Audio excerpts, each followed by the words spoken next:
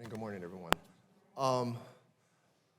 Spring is like deciding whether it's going to get her or not, right? So it's like, can't decide whether it's spring or still winter. It was T.S. Eliot that said, April is the cruelest month, and that's what he means by that. I want to thank you all for joining us today. I know many of you have traveled far and rearranged schedules to be here. Your presence underscores the importance of these issues and is greatly appreciated. I understand that Senator Blumenthal will be joining us at around 11 today, and I'm very grateful for his participation. I'm working very closely with my Senate counterparts, and he and I will continue to dedicate ourselves to ensuring that veterans and their families receive the care and benefits that they have earned. And we will strive also to ensure the institution that works to deliver care and benefits operates effectively and efficiently and is protected from arbitrary cuts that undermine its ability to function well. And that institution, you can all guess, is the VA. I want to also thank you more specifically for your advocacy and leadership regarding the toxic exposures we will discuss today, especially at a time when veterans' care and benefits are at risk. And we are inconceivably having to defend accomplishments we have already achieved. It seems incongruent to suggest that we should be doing more. However, you all know, as I do, that the PACT Act was not comprehensive, although at the time I said I wanted as comprehensive as we can make it. I've often said it was not meant to be one and done. It was a down payment, and there are significant populations that still need help. And those populations are no less worthy than those who were included in the bill originally. So we must continue to push. We must continue to fight the battle, this battle, on both fronts. First, to protect what we have, and second, to achieve more. It's what you all deserve. And with your help, we can win that fight. And that brings us back to why we're here today. Often we think of veterans' injuries deriving from action in faraway lands while under fire, as my colleague Dr. Ruiz used to say, in the heat of battle. But we know that this is simply not true. The PACT Act highlighted that point, and the people sitting at this table fight this assumption every day, because we know that the heat of battle often, it's not just the heat of battle where the injuries of war show up. They show up many years later, sometimes decades later. But it's no less an urgent need to serve that veteran when a toxic exposed disease shows up later. This country promises health care and benefits for service members who honorably serve and are diagnosed with conditions stemming from their service. And these conditions are certainly not limited to injuries and illnesses received in battle. That's what I was trying to get at. It means their day-to-day occupations as well. Our country's promise also includes what happens here at home. That promise is not Republican or Democrat. That promise is to take care of all of those who have served and the families who in turn serve them. And sadly, our service members and their families have lived in houses with tainted water and mold on the walls. They've willingly gone to work in environments where they were repeatedly dosed with radiation or hazardous chemicals, and they now fight for care they rightfully earned. Yet somehow, in today's political climate, we've gotten to a place where veterans' care is looked at by many as a burden. And to me, that's outright shameful.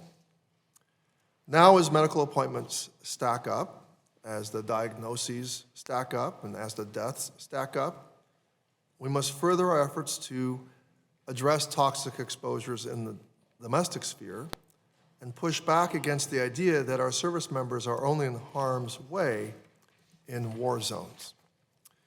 Here today, we continued the work of bringing these stories to light and getting veterans and their families what is rightfully theirs. And when the PACT Act became law, we saw a surge in VA hiring because it was the only way to deliver on our promise to veterans and ensure they received the benefits they were entitled to. Now, as we seek to expand benefits to deserving service members and families. We cannot let arbitrary cuts to VA stand in our way. That's our fight, and I won't stop pushing to get what you have earned. So I want to thank you for being here. I look forward to a robust discussion today as we further the mission of providing care and compensation for you all. And when Senator Blumenthal arrives, I'll give him a chance to also say something. He's not here today at this moment. So to facilitate today's discussion, we've chosen to divide this topic into two large buckets: environmental exposures and occupational exposures. We'll begin with a discussion of environmental exposures, that is, exposures to chemical, biological, or physical substances in the air, food, water, or soil that can be harmful to human health. For the purposes of the discussion, this principally encompasses groundwater contamination, air pollution, radiation exposure, and exposure to asbestos, mold, and other toxins in housing and other facilities. And in order to get us started, we've invited Jared Harris. Where's Jared? Jared Hayes, sorry about that. And we've invited Jared Hayes from Environmental Working Group to give us a brief overview of the excellent work they've done to document this contamination nationwide. Following that, we'll open the floor to those who wish to speak, and if you would like to speak, just please raise your tent card like this, and we'll ask staff to do their best to keep a speaking order list. And certainly to my House and Senate colleagues as well, if you have questions, feel free to chime in at any time.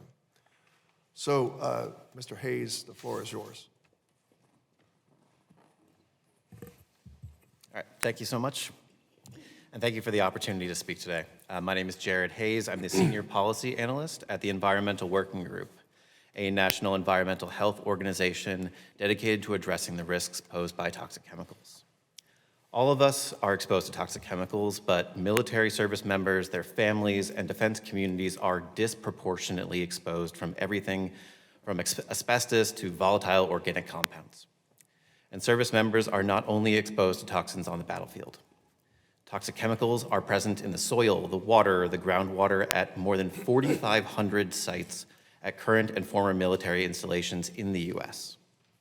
In 2023, the VA estimated that 43% of veterans who have been screened since 2022 were found to have potential toxic exposures during their service. Many of these toxic chemicals have been linked to serious health harms, including cancer, reproductive harms, neurological harms, and harms to the immune system, amongst many others. Some of the examples of toxic chemicals routinely found at military bases include TCE, which is known to cause cancer and fetal heart defects, PCE, a likely carcinogen linked to neurotoxicity and liver effects, PFAS, linked to cancer, cardiovascular disease, immune system suppression, PCBs, which are known to cause cancer, immune system harm, and reproductive damage, as well as vinyl chloride, which is associated with liver, brain, and lung cancers. And while many contaminated communities and base communities like Camp Lejeune or Red Hills are well known to the public, many others are not. Bases with high levels of other toxic contaminants include places like March Air Force Base in California, where TCE has been detected at 6,100 parts per billion. And for reference, the safe level, according to the EPA for TCE, is just 5. At New London Naval Submarine Station, in the groundwater, benzene levels were detected at 5,000 parts per billion. At Niagara Falls Air Reserve Station, where some of the highest detections of PFOS in the country have been found, at 1,200,000 parts per trillion. Safe levels for PFOS are less than 1 part per trillion. At Port Hueneme in California, arsenic has been detected in surface water at 12,500 parts per billion, and at Scott Air Force Base in Illinois, PFOS was detected in off-base drinking water wells at 141 parts per trillion. Again, the safe level is 1. In analyzing some of the DoD records, EWG found that 63 military bases across 29 states have so far contaminated off-base drinking water wells with PFOA and PFOS at levels above cleanup levels set by the EPA. And the DoD is also a drinking water utility, drawing groundwater to serve as tap water at least 45 installations, 24 of which have had PFAS detections at levels that are considered to be unsafe. Many current and former installations have been cleaned up, but many have not, and our service members, their families, defense communities are paying the steep price. As I said, studies have shown that service members are more likely to suffer from the harms of toxic chemicals than the general population. For example, a recent study of the banked blood of military firefighters with high levels of PFAS in their blood have been linked to increased testicular cancer. Other studies of aviators have found increased risk of testicular, prostate, and skin cancers, and additional studies have noted breast cancer rates among female service members and veterans is up to 40% higher than the general population. Unfortunately, the DoD has consistently downplayed the risks by failing to alert service members of the presence of toxic chemicals, by failing to track the presence of toxic chemicals in their bodies, and that's according to DoD's Inspector General reports. The DoD has also consistently failed to tell Congress how much is needed to clean up contaminated bases, according to the GAO. And as we've learned more about the scope and scale of toxic contamination at current and former military installations, the expected cost of that remediation has grown significantly. The estimated cost of cleaning up these bases currently sits at more than $50 billion, which is the highest level in at least 3 decades, even when adjusted for inflation. This $50 billion backlog is the amount of money that's estimated to clean up current projects, and that list of projects is expected to grow, increasing those costs. At the same time of these record backlogs, DoD's annual budget to clean up these contaminated bases, even when adjusted for inflation, is at the lowest level in the last 3 decades. What's more, actual cleanup funding is lower in relation to backlog than ever before. As you can see seen on the chart there, the blue line is the cost to complete, while the budget remains flat at the bottom, even going down. And for reference, in 1994, DoD's cleanup budget to address these toxins represented 1% of the DoD's total budget. But today, it represents less than 0.2% of the total budget. Many cleanup projects are still at their earliest stages, meaning that full cost estimates have not been assessed, and contamination will remain present for years to come. We can do better. Our service members, their dependents, and our defense communities deserve better. We must increase spending to clean up these bases. We must make sure that clean water is provided on base, and we are quickly providing clean water to the neighbors near bases that have been contaminated by department activities. We must do better at tracking service member exposure to these toxic contaminants and alert service members that they are at a greater risk of getting sick. We must preserve the ban on toxic chemicals like TCE so that we're not making the contamination crisis worse. And thank you so much for your time, and I'm happy to answer any questions during our conversation today. Well, thank you. Great. I see Betty with a, is that yours? Betty Smith. And awareness. Today I'm concentrating on NAF Atsugi. It is not Do me a domestic. favor, can you just move the microphone closer to you and make sure it's on? Is it on? Okay. Atsugi has been an issue since 1985, according to the Navy. It was actually 1980 when the problem started. There was a place called the Shinkampo Incinerator Complex next to the base. It was placed in a ravine. It was a privately owned company. So the smokestacks were pretty much level with the base and fumigated the base. It was not operated correctly. It lacked functioning environmental emission control systems, and routinely the industrial and medical waste was not brought up to the proper temperatures. So harmful, hazardous waste was incompletely combusted. Approximately, according to the Navy, 26,000 military members, including 8,000, and families, including 8,000 children, were affected. If we go back to 1980, which it used to be an open burn pit, We at VFEA estimate probably 34,000, and obviously more children. Sampling data was done for years. The Navy did eventually have the complex shut down. They sued the owner in 2001, and the Japanese government came to an agreement, bought out the incinerator, and finally shut it down. Part of the problem is that the majority of personnel and families were never notified.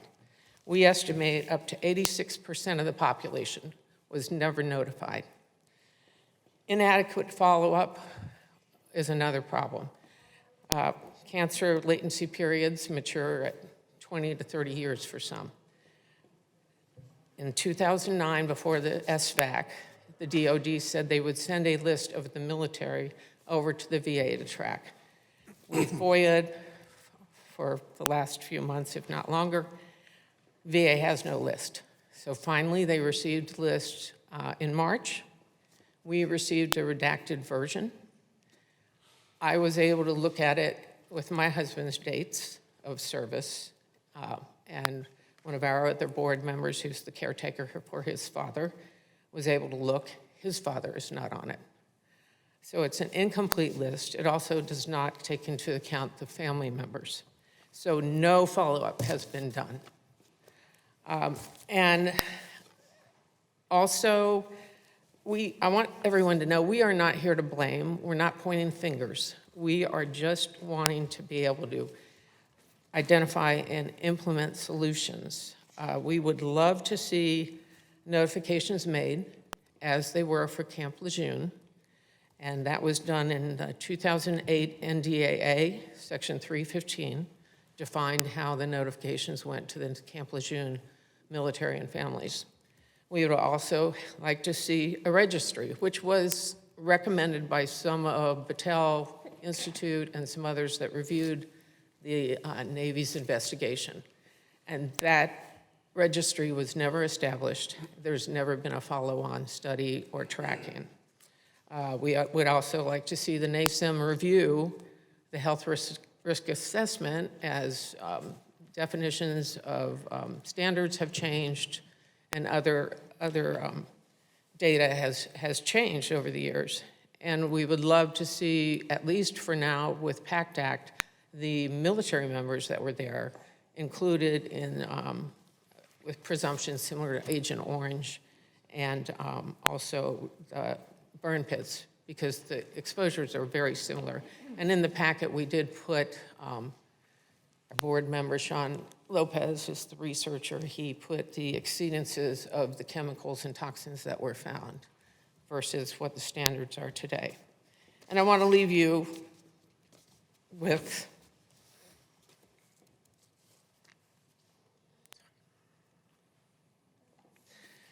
the human cost. In 2009, a young woman testified before the SVAC. Her son was sick with a rare cancer. This was approximately the same time frame as burn pits in Camp Lejeune. Atsugi was kicked to the curb, just left out. 4 weeks after that, her son died at the age of 17. And unknown to most people that followed it at the time, just over 8 years later, and this was her only son, her only child, her husband, who was a naval aviator, passed away from cancer at the age of 53. They're buried together across the river. Thank you. Thank you. Thank you, Betty. Thank you for being here today. Just remind me the time period, and Atsugi's, where in Japan is that?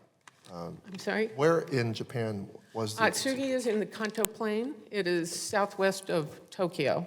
It's in the Kanagawa Prefecture. It's kind of west, if I remember correctly, of Yokohama, northwest, I want to say, of Yokosuka. It's on the main island. Okay, and there was an Air Force base right next to, or there was... No, Yokota is north, I want to say, and we had Camp Zama, an Army base, was, I think... There were military families that were living in that area next to that incinerator. Yes, yes. Okay. They've closed down Atsugi as far as the air wing. The air wing is no longer there. Yeah. Members, I want to remind my colleagues, jump in at any time if you have questions. Just let me know, signal me. Next, I want to call on Candace.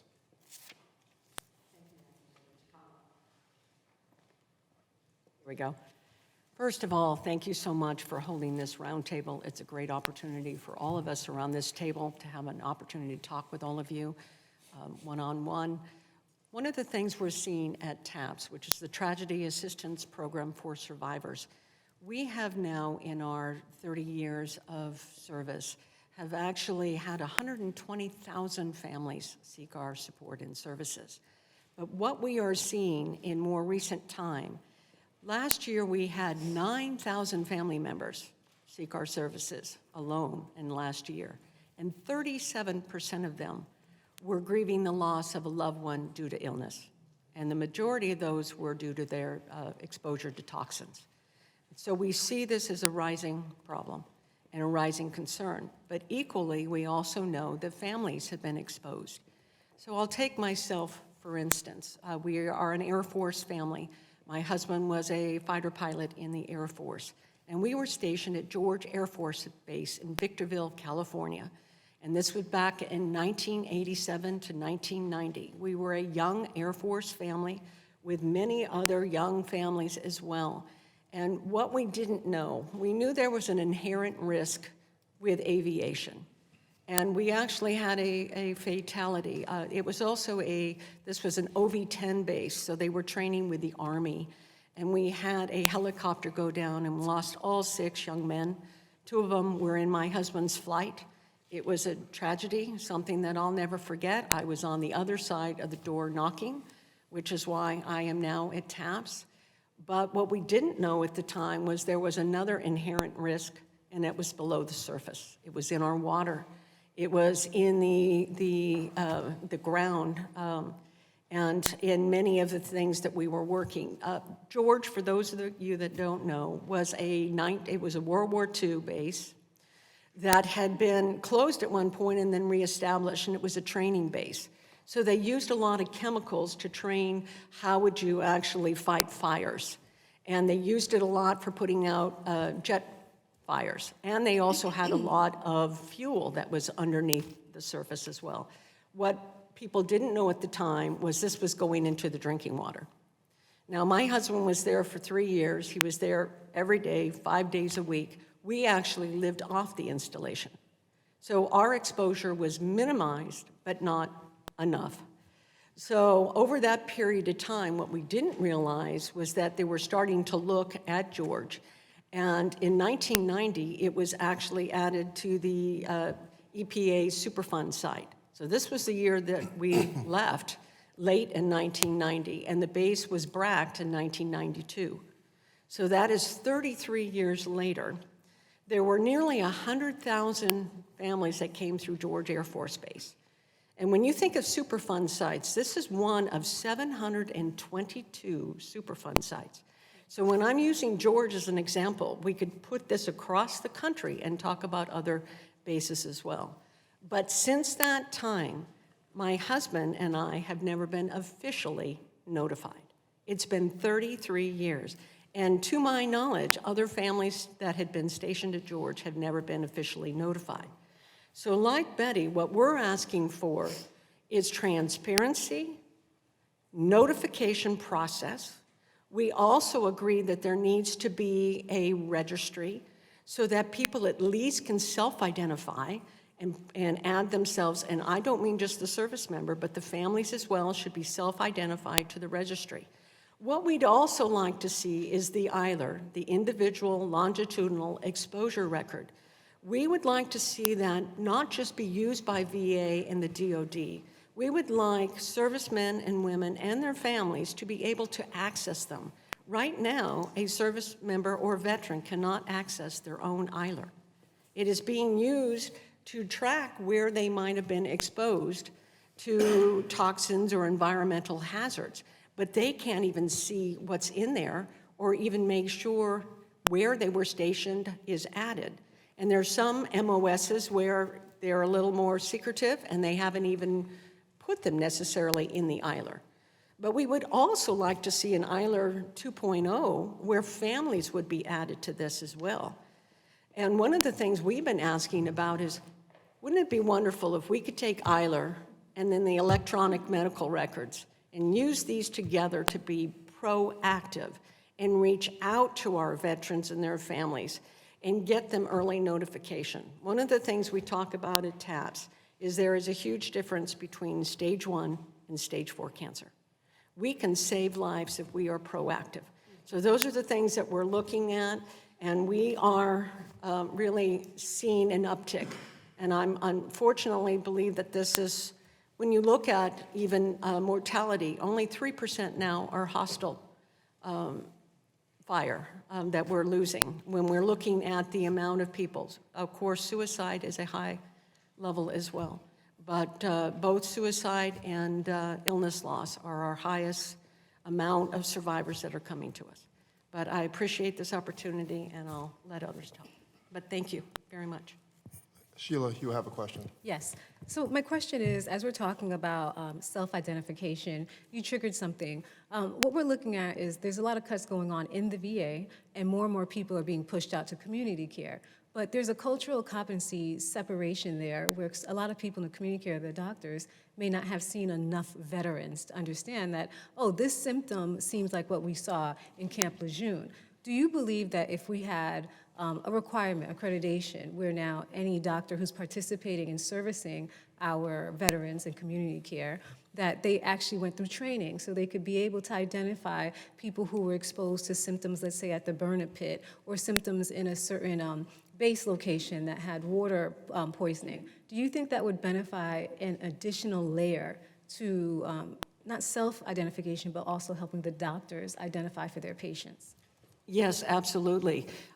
We do see that when we're looking at community care, it should be in conjunction with VA care. VA care is tremendous care.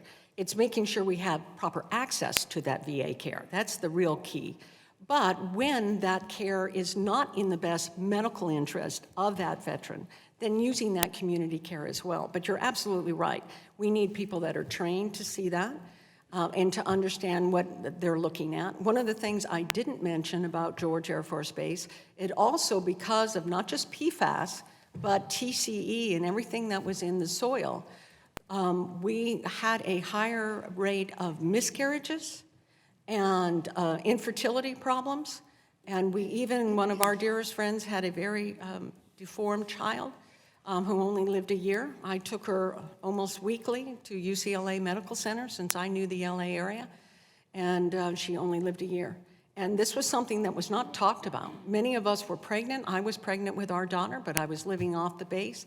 We ended up using the hospital there on base, but we didn't know the inherent risks. And I heard later on people were told, don't get pregnant at George. No one told us that. So once again, if this is something that was beginning to be known, why weren't we notified? Nikki Budzinski. Very much, Ranking Member Takano, for bringing this roundtable together.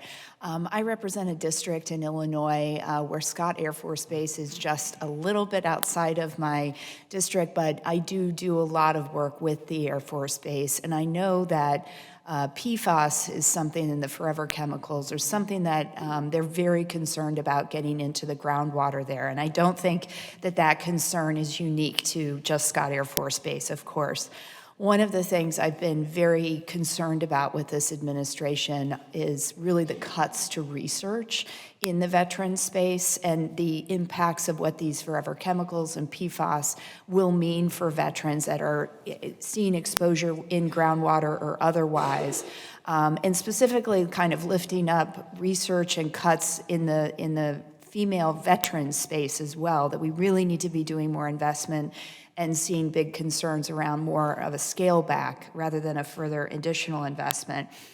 I did just have a few questions and wanted to actually ask Ms. Torres this question. This is related to the PACT Act, though, is if you could kind of speak to what you believe some of the most positive outcomes that you feel like you've seen from this investment, from the passage of the PACT Act in supporting our veterans. Sure. Do you mind if I read this little statement? Oh, Just 'cause sure, I think yeah, it'll go ahead. put some perspective. So Chairman, Ranking Member, and esteemed participants, thank you for the opportunity to speak on behalf of Burn Pit 360 and the toxic exposed veterans and families we serve. The Sergeant First Class Heath Robinson honoring our PACT Act of 2022 was more than a policy win.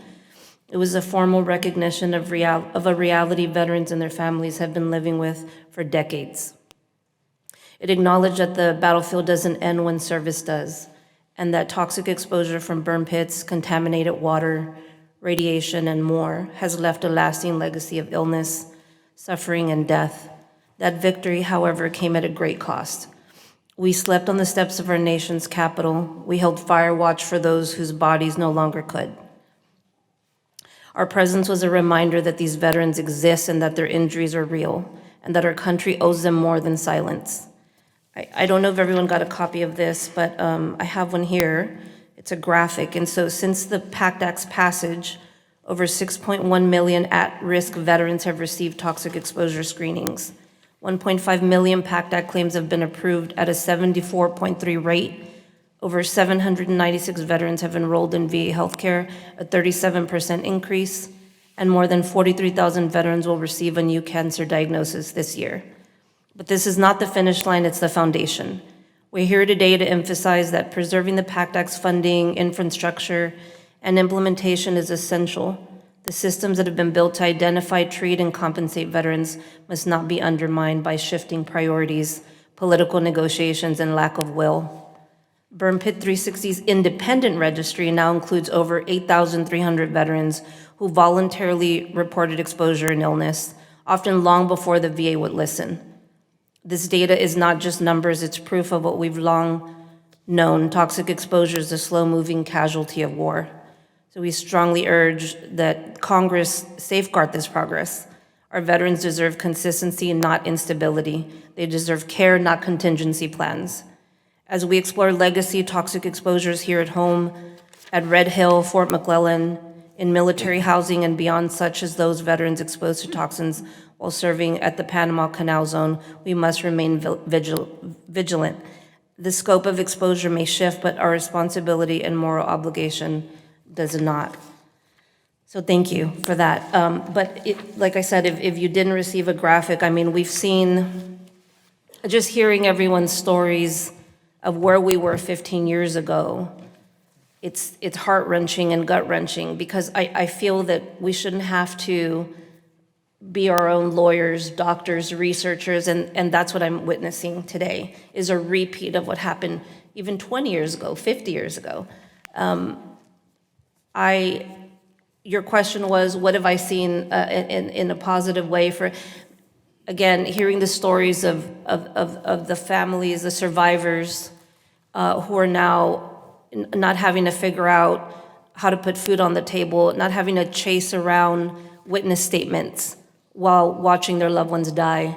They beg for those last hours of their lives next to their loved ones. So I've seen a lot of great progress, but I'm also witnessing, along with our also amazing organizations and families here, that there are cuts happening. And so that being gutted is gut-wrenching. I hope that answers your question. It does. And if I could maybe just ask one other follow-up question. I appreciate that. If I could maybe ask Ms. Springer this question, because you did bring up, Ms. Torres, the cuts. You know, if 15% cuts actually come through the VA, and that's at the staff level cuts, maybe a question for Ms. Springer is, you know, what do you, best and worst case scenario, how do you see those types of cuts negatively, or I guess positively, impacting the implementation of the PACT Act and its coverage? Okay, well, thank you for that question, Congresswoman.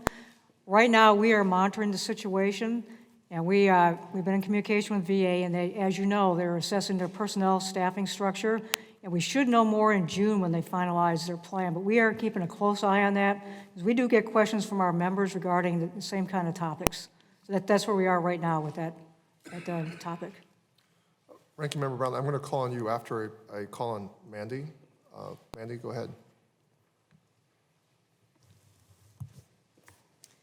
Thank you, sir, for hosting this. I also just want to take a moment to thank all of our veterans in the room, those who have served, and our military families. Thank you so much for your service. I wanted to highlight, especially for the media that's here, while I do still serve on active duty, I'm here today in my civilian capacity representing impacted families of the Red Hill water crisis, including my 2 children who were 13 months old and 3 years old when they were poisoned by the Navy. Quickly, for those who don't know what Red Hill is, in 2021, in May of 2021, there was a 20,000-gallon jet fuel spill that compromised the drinking water system on Oahu, Hawaii. This water system serves 93,000 predominantly military families, but it's important to note that there are Native Hawaiians who do live and work on that drinking water system. The Navy didn't capture all of the fuel when that fuel spill happened. They also didn't report it to the 93,000 people. They didn't inform us. Slowly, we were being poisoned throughout the summer, and the fuel that they were not able to capture finally ruptured in a pipe, a PFAS pipe, actually, a fire suppression line. And in November of 2021, that remaining fuel did leak and compromise the drinking water system. Thousands of families cooked their Thanksgiving meal with jet fuel contaminated water, including mine. Symptoms that we all experienced: gastrointestinal issues, dermatological issues, vestibular dysfunction. Those were the initial symptoms that we all had. And what is sustained is long-term neurological issues, chronic pain, hair loss, permanent hearing loss, mental health issues, cognitive and memory issues, attention issues, respiratory issues, including my now 5-year-old who has permanent lung damage from the inhalation of the fumes. Miscarriage. I'd like to note that I lived on historic Ford Island, in a home that had survived the attack on Pearl Harbor. There were 17 homes there on Luke Field. I know all too well how common miscarriage is because I've had one myself. 5 women on my street got pregnant all around the same time. 4 of them lost their child to miscarriage. The woman who lived in my home before I moved in had a stillbirth.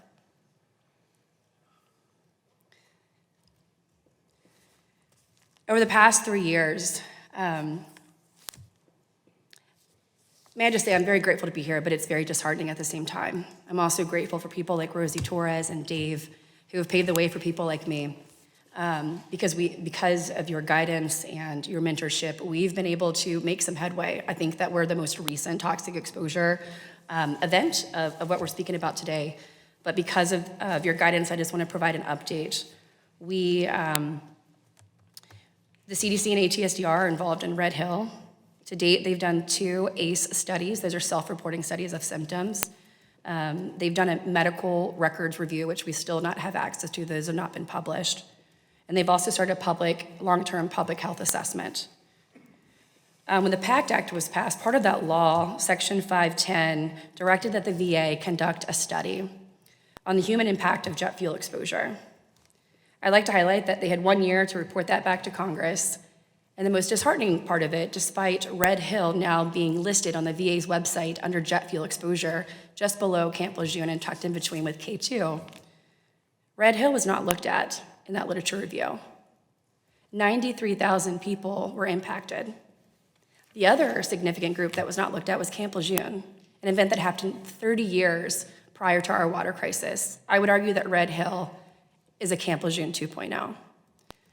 But I refuse, after flying out to Camp Lejeune and touring the base and stepping foot in what is known as baby heaven, that piece of land that was donated by the state of North Carolina to families who buried their children, unfortunately.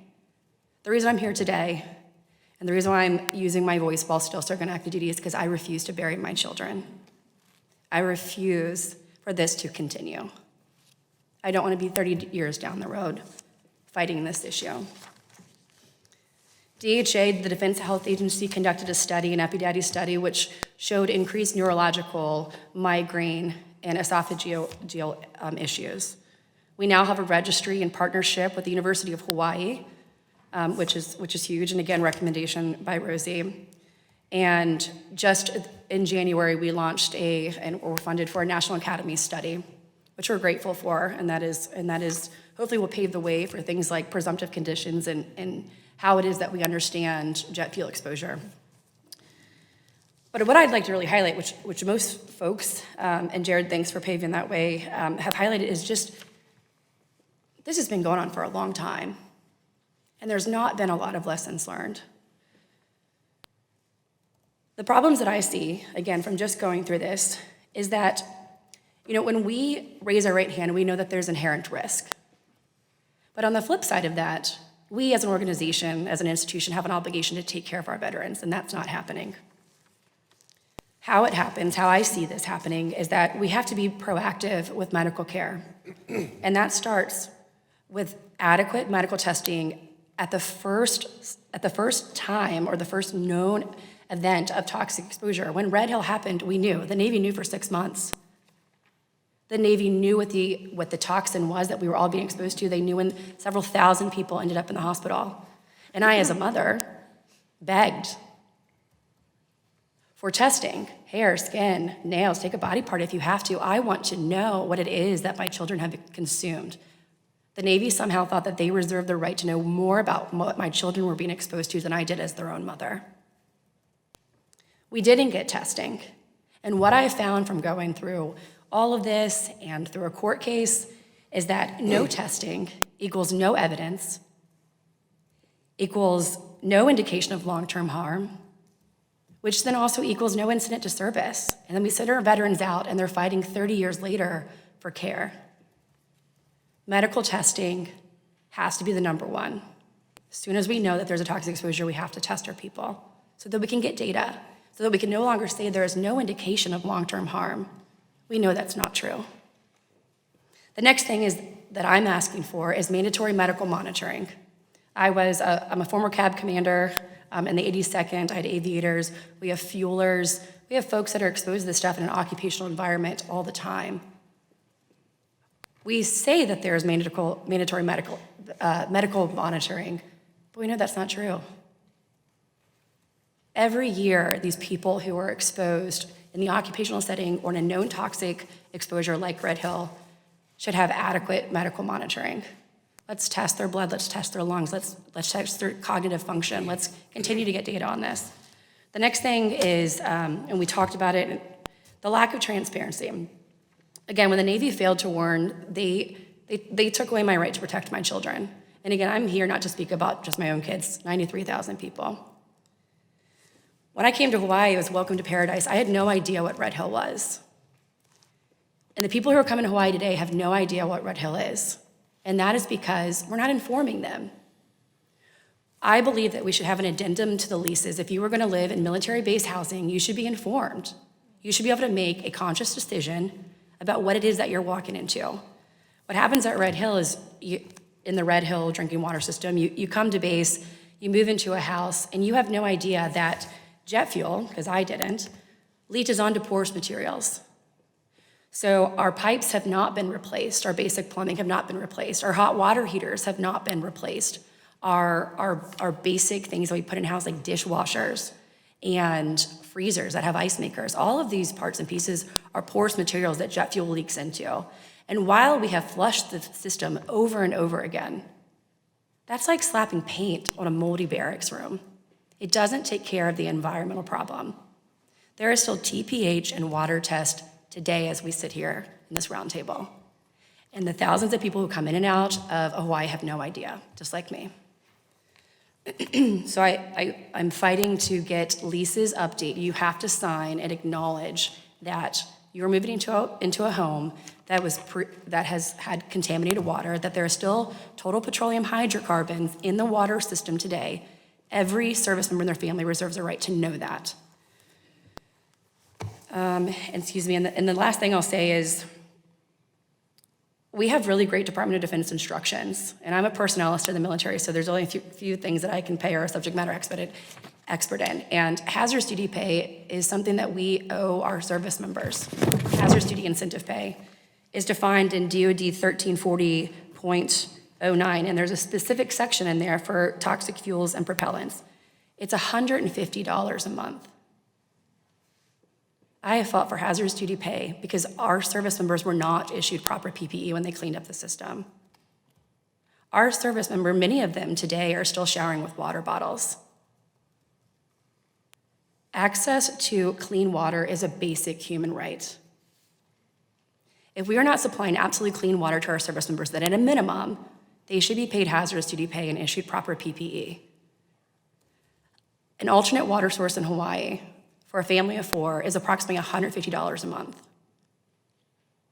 That's why it's important. When I come here to Congress, and I've preached several times, people look at me like I have 4 eyes when I ask for $150 a month. But I also like to point out that during COVID, and being a paratrooper myself, we made exceptions. When soldiers were not meeting their obligations during COVID because they couldn't jump out of airplanes, we were still giving those service members $150 a month, and they weren't performing their jobs. We have service members in Hawaii now that are handling toxic fuels and propellants, and they're not being paid hazardous duty pay or being issued proper PPE. Thank you. Wow, this is quite overwhelming to hear. Ms. Brownlee, Ranking Member Brownlee. Thank you, Mr. Chairman, and I just want to thank all the witnesses here. I mean, your testimony is so compelling, and I know it takes a lot of courage, and all of you have been advocating for your issues for a very, very long time. So when you say, I'm happy to be here, but frustrated to be here, know that we understand what you're saying. And it's just, it's tragic that these things haven't been dealt with. I mean, I know in my district we have the Santa Susana Field Lab where we had a partial nuclear meltdown in my district, and we've been trying to clean that up for, I don't know, 25 years. And there were young children who had retinoblastoma cancer that was just concentrated all in one area in my district. And so I understand, I completely understand, but it is so frustrating that the government, federal government, particularly with our men and women who've served our country, that we are not paying deeper attention. So thank you all truly for being here. I just had 2 quick questions. Mr. Hayes, you talked about Port Hueneme and arsenic. First I've ever heard of it. I represent Port Hueneme. I need to know more, so I will follow up with you. You also referenced about women with breast cancer, 40% higher in the military than outside of the military. I'm just wondering if you have any other statistics on women and cancer. You know, are there any other cancers that are obviously higher inside than outside? And even those cancers that would affect men and women, any relationship to women having higher degrees, let's say lung cancer, or higher degrees of lung cancer than men who serve in the military. I'm just curious whether you have any kind of data like that. We don't get it from the VA very often, so. Yeah, there are a number of studies that have linked increased risks of cancer to the military service specifically. Breast cancer obviously was one of them that has been studied closely. There has been some link to, there is more screening, but due to the exposure to toxic chemicals throughout everyday lives and through water and air, yeah, certainly cancer rates are increased. I don't have the specific studies on hand, but we're happy to get them. I know a source to go to. Okay, So yep. that's the most important thing. And just quickly, Ms. Wheeler, Ms. Wheeler and yes, thank you. Particularly, Ms. Wheeler, you're talking about, you know, Victorville and the Air Force Base, George Air Force Base, and all of the recommendations that you made. I have a bill that I'm going to reintroduce this cycle, supporting military families exposed to toxic substance acts. So, but based on the recommendations that you put forward, the bill seems highly inadequate. It seems like there are the recommendations that you made need to be, you know, really included in that. But in terms of the recommendations that you made, are there bills out there that include everything that you talked about? No, and we would love to work with you. Very good. You have been a champion, and we really appreciate you. But yes, we would love to incorporate that if it hasn't yet been introduced, which you have mentioned. We would love to be able to find ways to put that. When we talk about EILER and even having the registry, which Betty mentioned as well, a lot of us are going to say similar things, the transparency, the notification. So I think that's important, and how we can weave this into that. Not just locations here. I do think of Atsugi a lot. It's been the forgotten place. And so when we think about domestic toxic exposure, we need to think about military bases as a whole and where our families have been exposed. And some of that is overseas as well. So we would love to work with you. And thank you so much. Thank you. I yield back. So, I realize we're going to try and get to everybody, but we're going to kind of shift focus. I'd like to pause on the topic that we've been discussing for now. And we should have time to come back to it if everyone wants to add any additional information. But I'd like to now turn to a discussion of occupational exposures related to military service. That is, exposures that stem from contact with potentially harmful substances or situations that occur as a result of one's ordinary work in the military. Now, this could include, but is certainly not limited to, substances that could potentially lead to infection or disease. For example, chemicals, ionizing radiation, fumes, dust, and gases that can be harmful to human health. In order to get us started on this topic, we have Ms. Christy Foran from the RAND Corporation, and is going to give us an overview of occupational exposures related to military service and RAND's research on that topic. So Christy, there you are. Is it Foran or Foran? Foran. All right, Christy, go ahead. Thank you. Thank you for including me. I'm thrilled to be here with this group. And I'm an environmental toxicologist. I've been working on chemical exposure and risk assessment issues for about 25 years. Been at RAND since 2019, and before that, I was with the research arm of the Army Corps of Engineers. My challenge today is to talk about domestic occupational exposure to chemicals. However, chemicals combine with other types of exposure in order to affect health. So exposure to extreme or repetitive physical conditions like noise, vibration, light, temperature, pressure, all of those physical conditions have health impacts. And also, even in domestic, non-combat situation, exposure to trauma will have physical impacts. Those factors play into occupational health along with the chemical exposure piece. And our military personnel and workers on our military installations, like city workers and industrial specialists, deal with hazardous chemicals as part of their jobs. In terms of municipal occupational exposure, firefighters, for example, are exposed to potentially harmful chemicals in their job at the locations where they train and where they live while they're on duty. This includes PFAS, which is found in firefighting foams, it's already been mentioned here, and other chemicals that are in the smoke of burning structures or burning vehicles. Those exposures can lead to respiratory problems, cardiac issues, and increased risk of cancer. Also, city utility and transportation workers face risks. They deal with fire suppressants. They deal with fuels and other dangerous substances, including potentially infectious biological agents if you're talking about emergency medical services or wastewater treatment. And similar exposures are expected for service members who perform those functions on our military bases. In terms of industrial exposure, some service members have jobs working with munitions, fuels, solvents like degreasing agents, reactive coatings, and metals, and these workers face the same hazard as any industrial counterpart. Working with metals, for instance, can result in exposure to heavy metals like lead and cadmium, and these are well documented in terms of their health effects. Radiation is a concern, especially for those involved in nuclear roles. Military personnel working with aircraft risk exposure to jet fuel, and jet fuel's been known to have those effects, especially respiratory system, nervous system, and cancer risk. Some occupational specialties are chronically exposed to trichloroethylene and perchloroethylene, that's TCE and PCE, which have been mentioned here already. That includes weapons specialists, corrosive control technicians, and jet engine mechanics.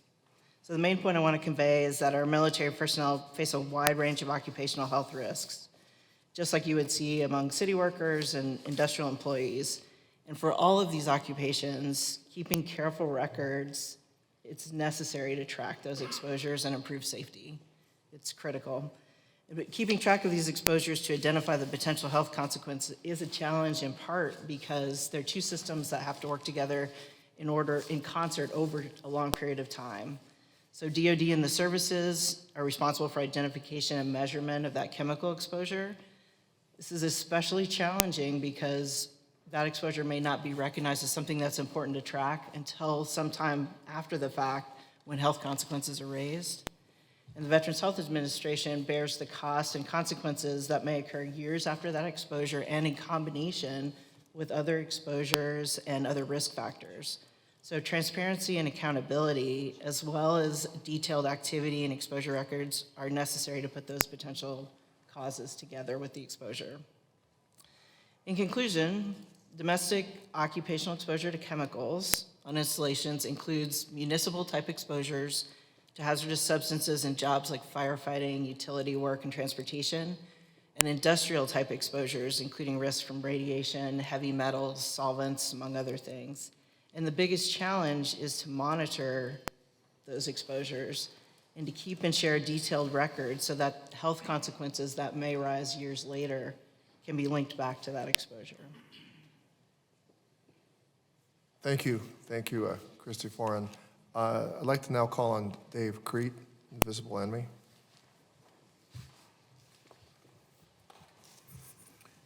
Thank you, Ranking Member Takano, and the rest of the members of Congress that are in attendance for putting this on and giving those of us, like me, who's never had that voice in one of these rooms, the opportunity to speak and address our issue. I represent a group of people that don't have a dot on that map. I worked in an area that's called the Nevada Test and Training Range. It's a place that people think mythical green people are at and things, but it's not quite so cool, but cool enough. In our service, we never knew what we were being exposed to. Our commanders didn't know, and sadly, most of our commanders are dead.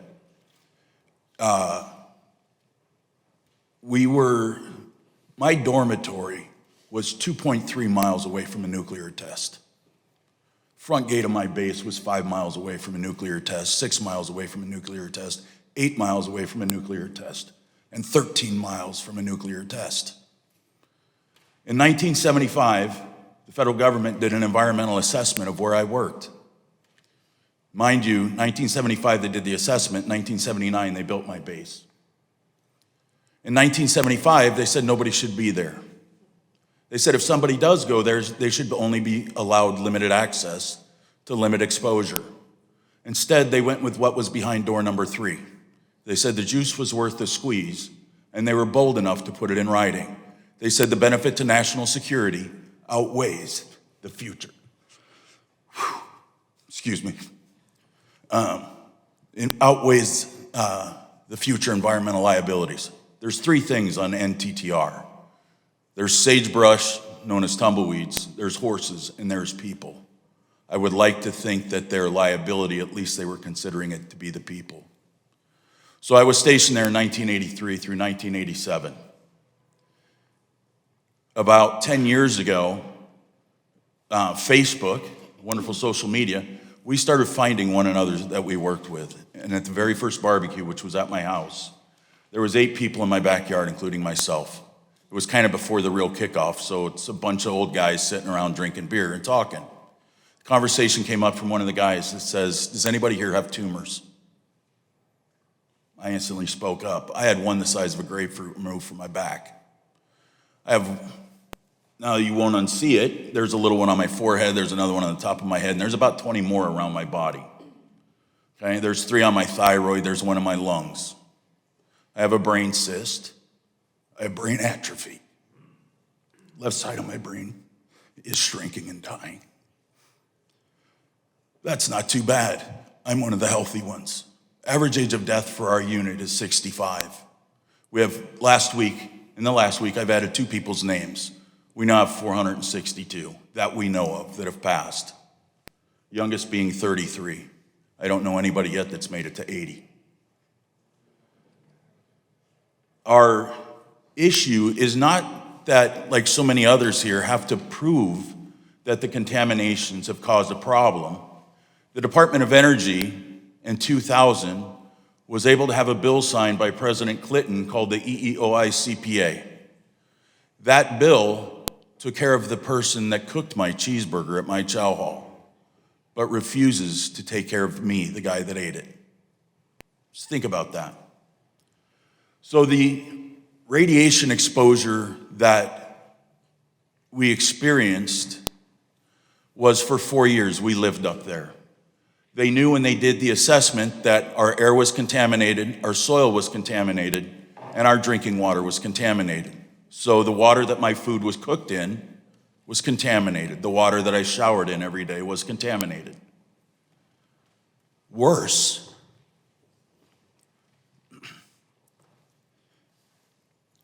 is the fact that my wife had 3 miscarriages.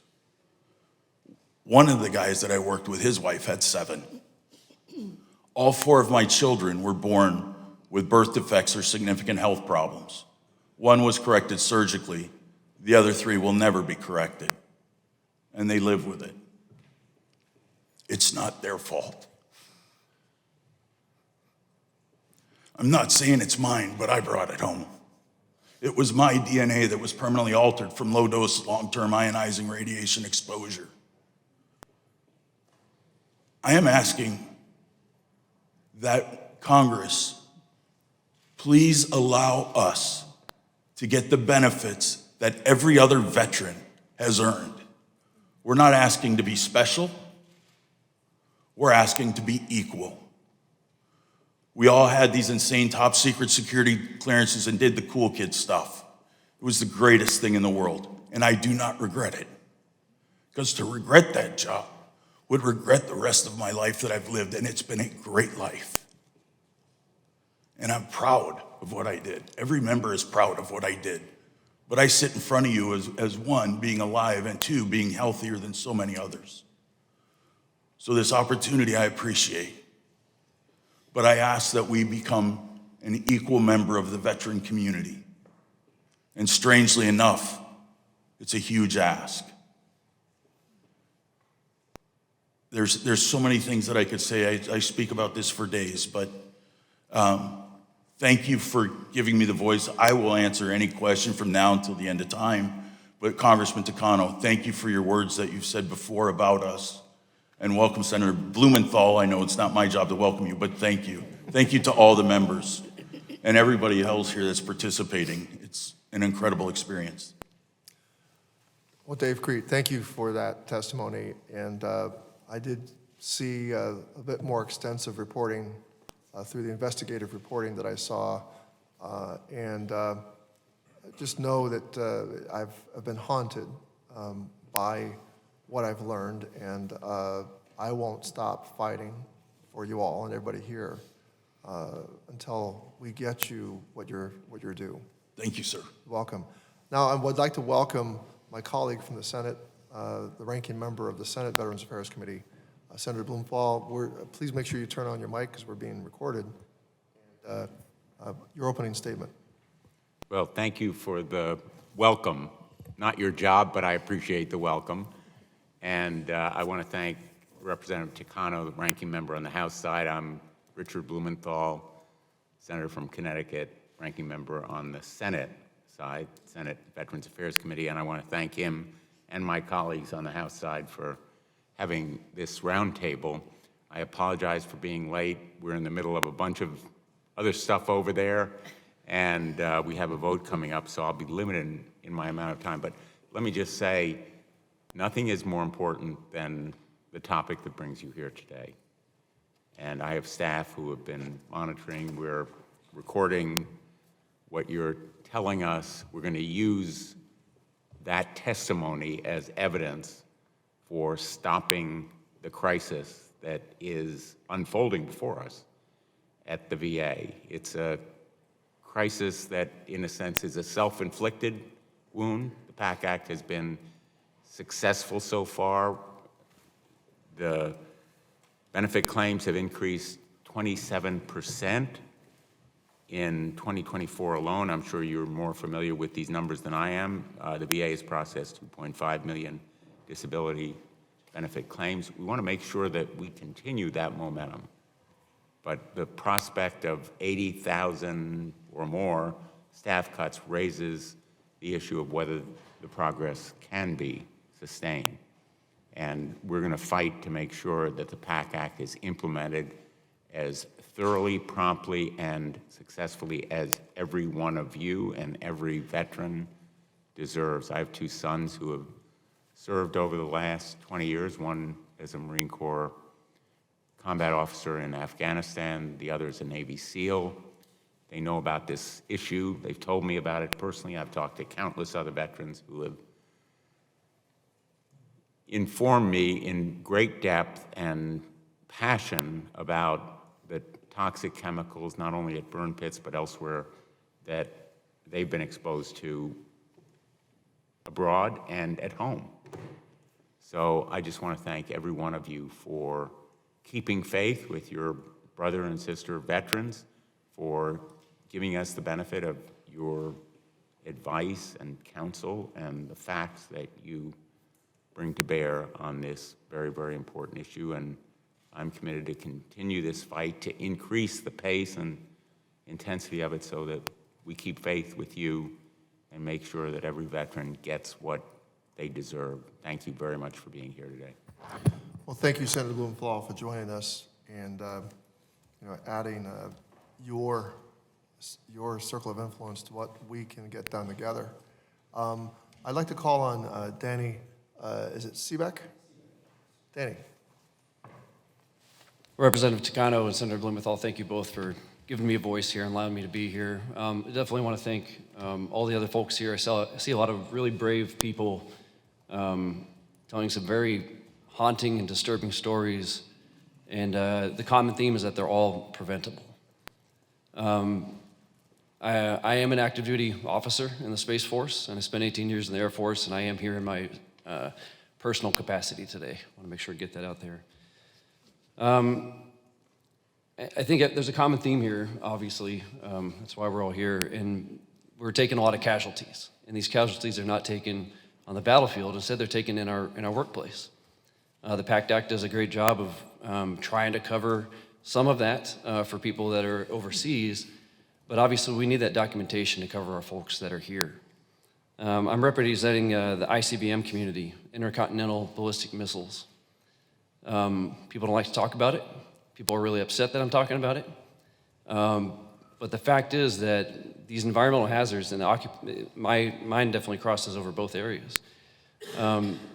People are going to work in these ICBM launch control centers, but then also in the ICBM community, and they're exposed to contaminated groundwater from leaking underground storage tanks and from some of these Superfund sites. They're exposed to polychlorinated biphenyls that were documented in a GAO report in 1994 saying that the military was not very good at cleaning them up and documenting them.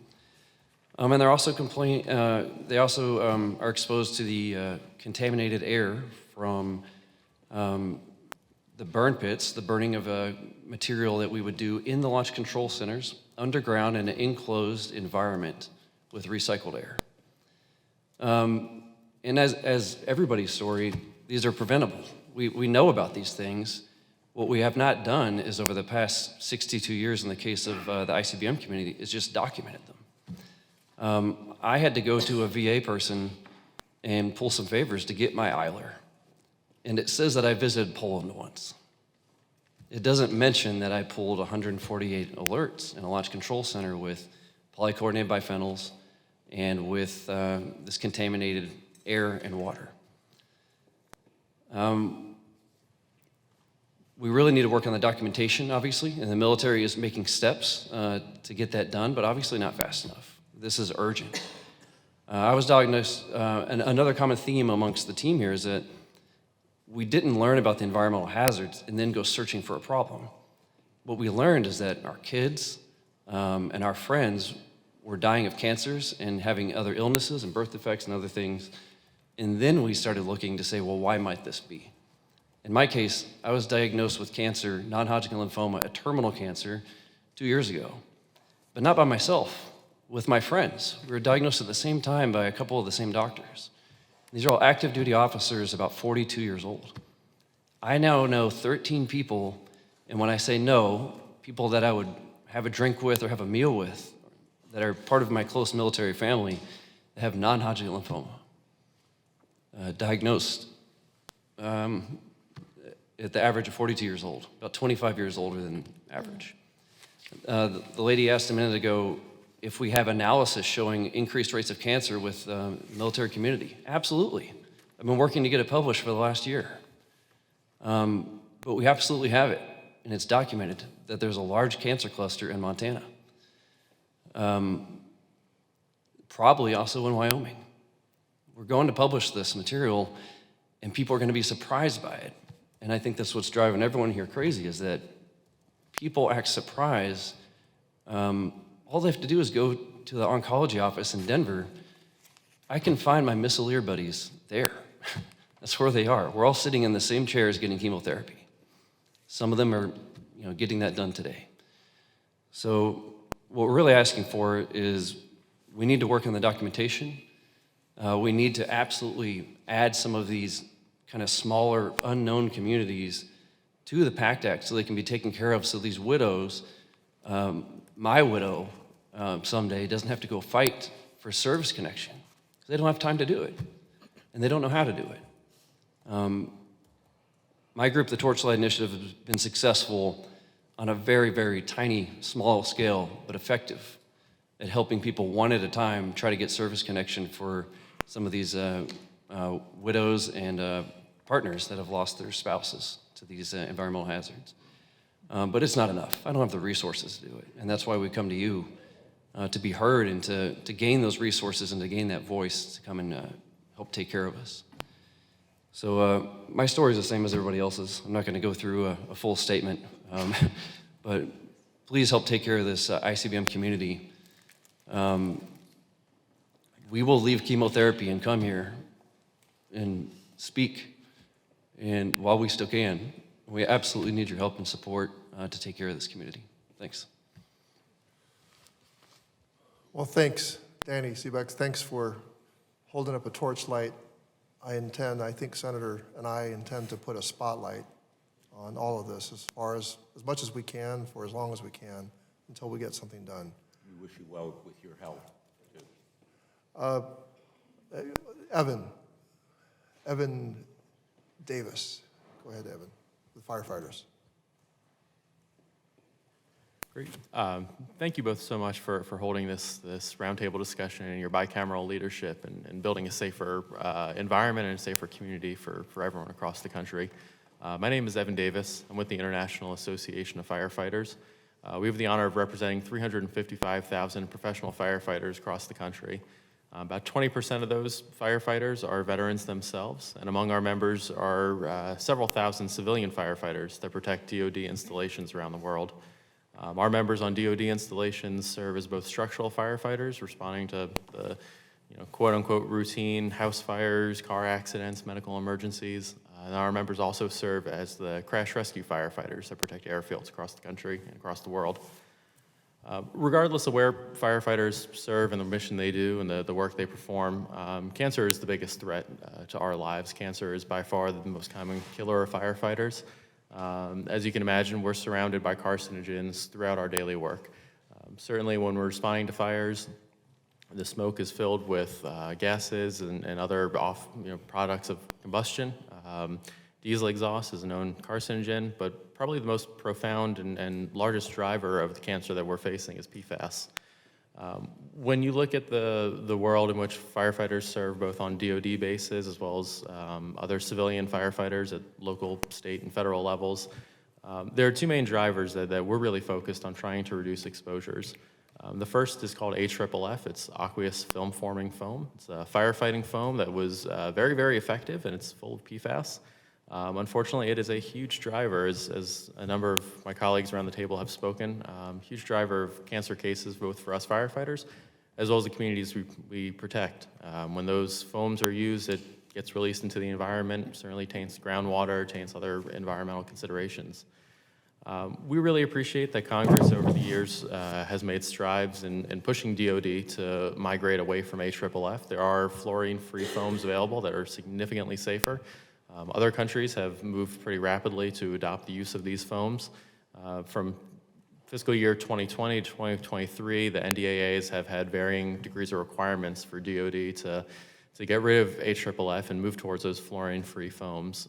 There was a deadline for DOD to fully move away from AFFF in October of last year. DOD has moved for a one-year extension of that. The law allowed them to have extensions up to 2026. Our hope, as much as DOD is making progress towards an AFFF free future for our members, we really rely upon Congress to help make sure DOD has both the resources it needs to migrate towards those fluorine-free foams, as well as having the oversight and having those tough conversations with DOD leadership to make sure they're actually living out their duty and their responsibility to help us have a more safe and healthy workplace. Closely related on the DOD side of AFFF is also civilian airports. Our members across the country have the honor of protecting most of the major civilian airports around the country, whether you're flying into major hubs or smaller regional airports. IFF members, proudly protect those flights that come in and passengers who are there, and that's also a place where we need access to fluorine-free foams. The mil-spec that DOD adopted in 2023 gives that ability for civilian airports operating under FAA's jurisdiction to utilize those foams. We hope to get more of those foams out there and appreciate everyone's support. The FAA bill last year did include some funding to help civilian airports migrate towards fluorine-free foams. That funding is going to be crucial, and we hope to see in the fiscal year 26 appropriations that comes through, strong funding going to that program.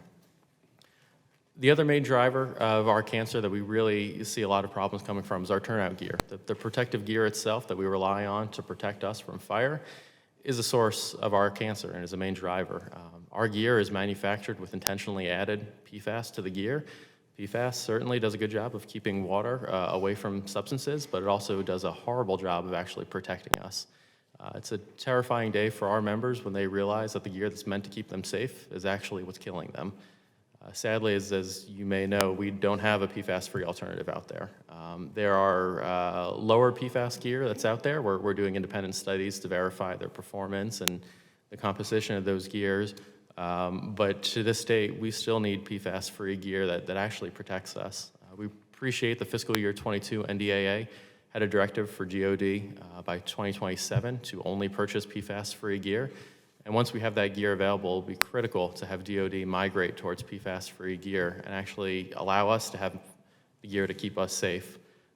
We've seen also several states follow that example that Congress set by adopting PFAS-free gear requirements. Massachusetts was one of the biggest ones we've had recently. There's a number of states in the pipeline as well that are adopting those requirements for PFAS-free gear, as well as labeling requirements. We would love to see labeling requirements attached to gear. It helps educate our members to let them know that this gear actually doesn't keep them safe.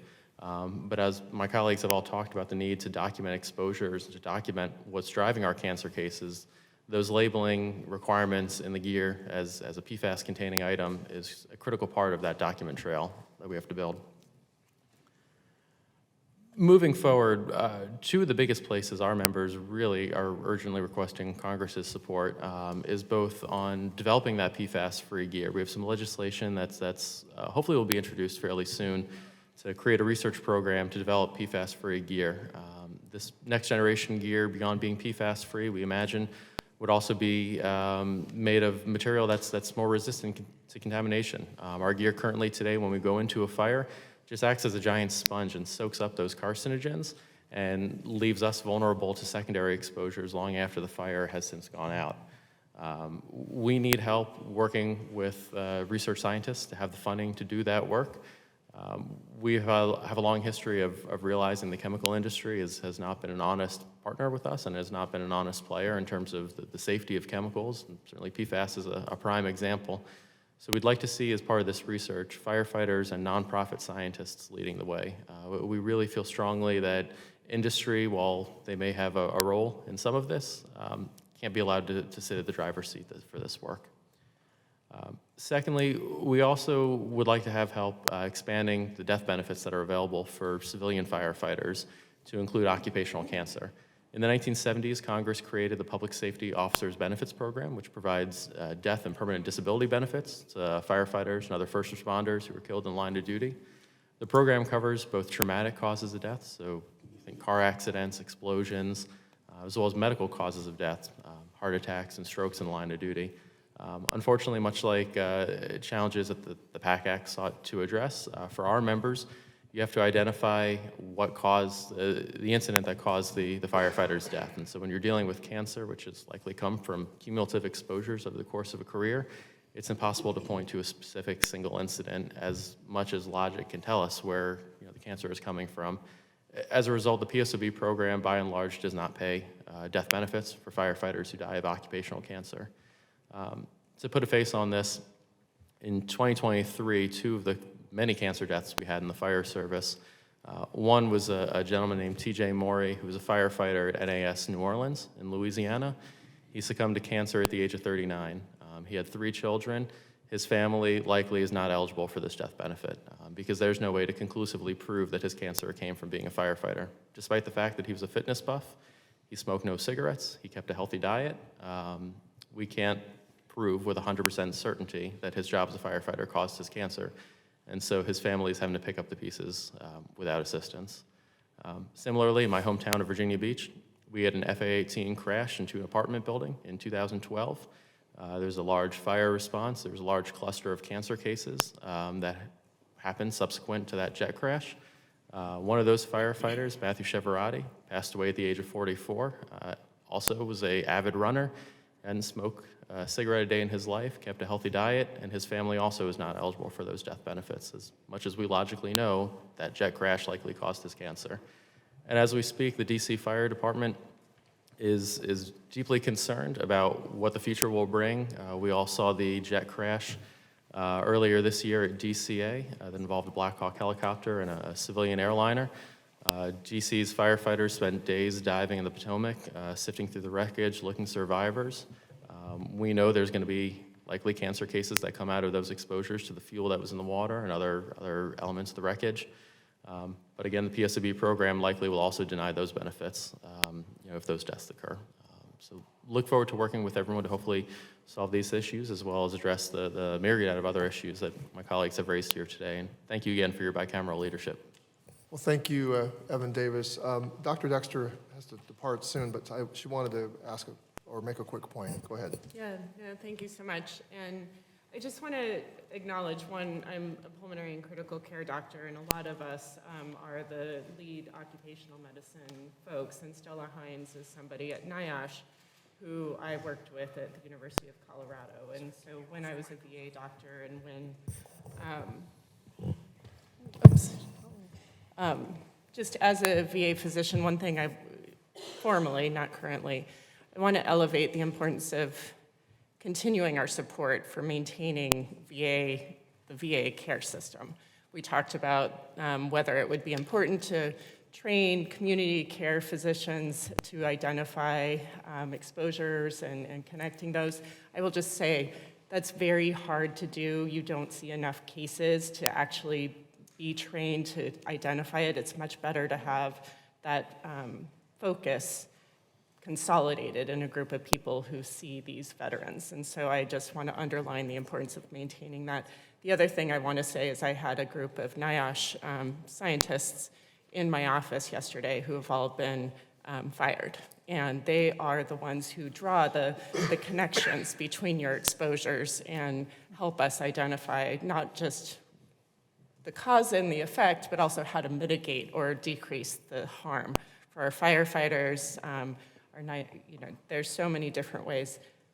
We have to make sure when we're writing this legislation that we're protecting NIOSH, that we're protecting the folks who not just will make the data or collect the data, but who will interpret the data and make sure that we are doing the important work so that the information's not just transparent, but there's experts out there who are looking at it to make sure that they draw the connections that you all are really elevating. And I'm just so grateful for you sharing your stories. And it's unfortunate irony that this is coming up right after we've fired the great majority of our NIOSH scientists.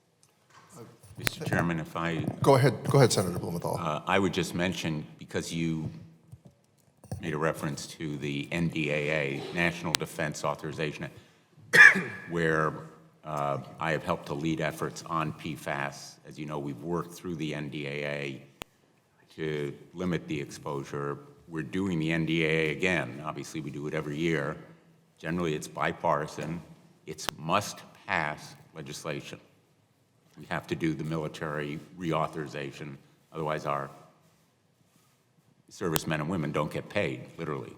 So this is an opportunity, perhaps, to work on these kinds of issues, again, to tighten the restrictions, to work as well on additional protections. So I'd be happy to hear whatever thoughts you might have. Cancer is the biggest work-related cause of death among firefighters. Cancer. It isn't burning buildings, it isn't smoke inhalation, it is cancer. And the multiples of cancer among firefighters are many times, some forms of cancer, many times that of the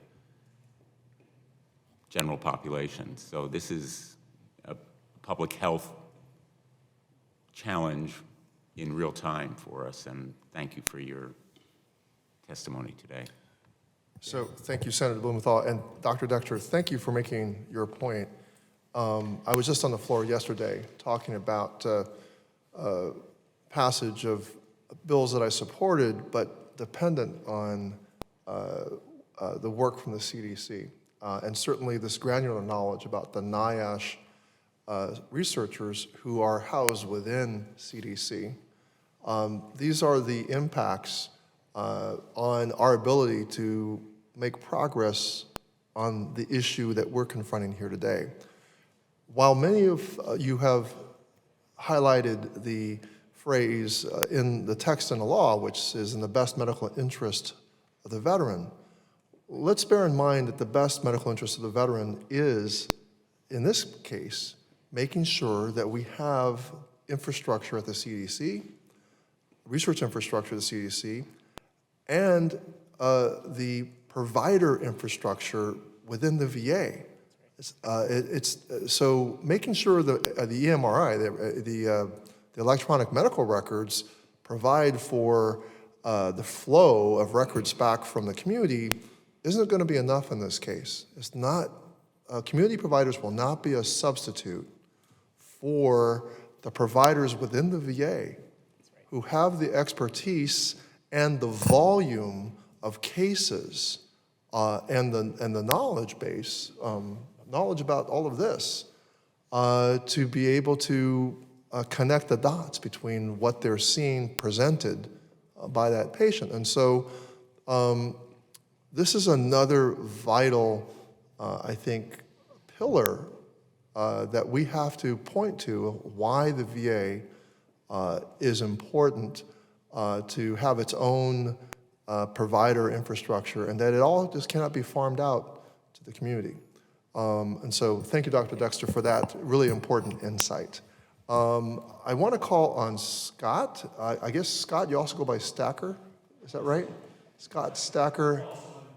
Alan? All right, so Stacker, go ahead. Ranking Member Takano, Ranking Member Blumenthal, committee members, thank you all so much for putting together this roundtable. As difficult as these stories are to tell, I can tell you that I feel a lot less alone now than I did an hour and 30 minutes ago when I walked in here. Just been some tremendous stories and I think testimonials of where we all are fighting this great battle. I am here representing MACT, the Military Aviation Coalition for Health. It's an organization that was founded a little over a year ago, but the purpose of it was really to try and bring groups like this together, specifically within the aviation community.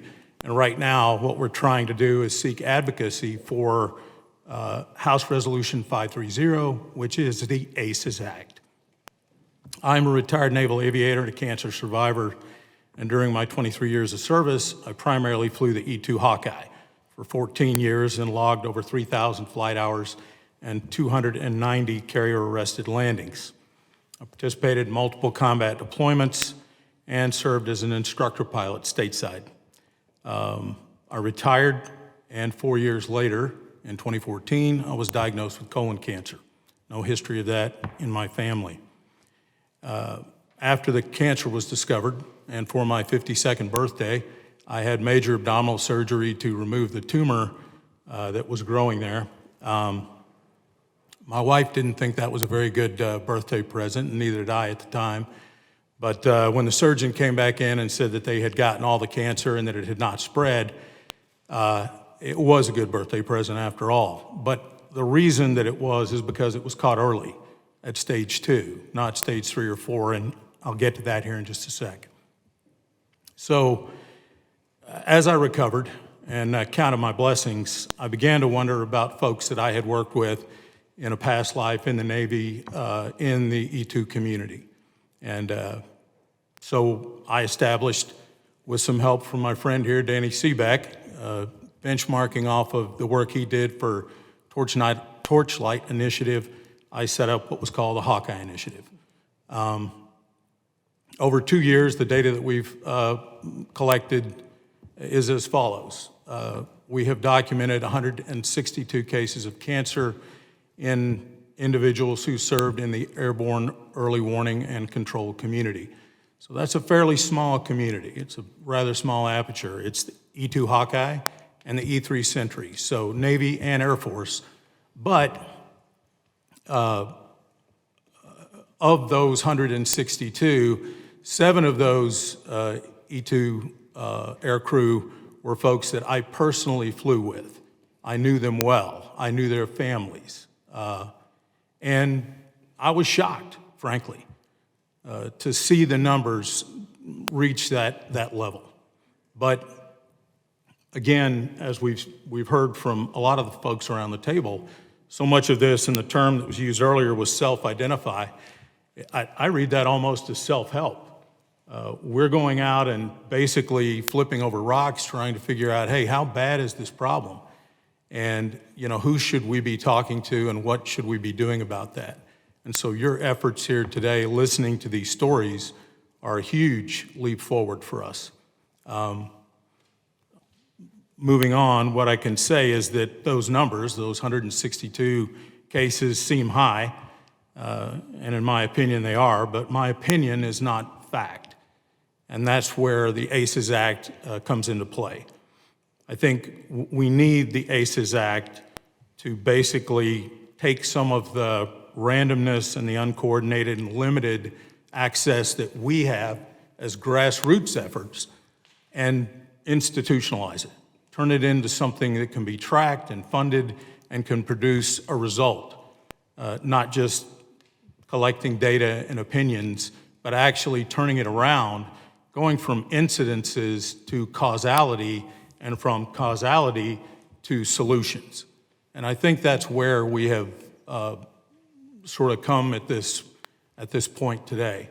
A lot of us are looking for that causality. We are looking for those solutions that will be driven by the science, not by the emotion. So as I sit here, I do want to just make one comment that I know there has been some discussion about HR 530, the ACES Act, overlapping with the PACT Act. I don't know that I agree with that 100%. In fact, I know I don't, because the PACT Act, although a great piece of legislation and a great benefit to a number of veterans, addresses one small group of veteran flyers, in this case, exposed in Southwest Asia since 1990 and 2001. And I think that sort of narrowing of scope for the PACT Act really deserves to be looked at in a broader study on global military aviation cancer rates among aviators.